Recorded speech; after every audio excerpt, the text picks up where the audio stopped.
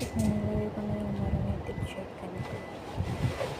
Hindi ko muna sinamay yung sauce. Kasi kailangan ko muna maluto ng konti yung ano-anoin lang.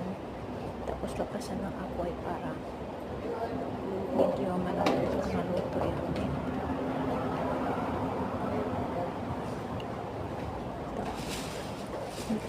next para hindi masunog. Kailangan naman yun para di masunog. Yung marinated chicken ko pala is 1 hour ko nilalagay. Nalagyan ko ng light sauce, dark sauce, suka, tapos may garlic, at nilagyan ko rin ng magic sarap.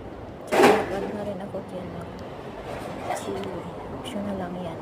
Tapos ng gisa yung meat, nilagay ko na yung sauce na yung sa marinate mo ng sauce nilagay, ihalo.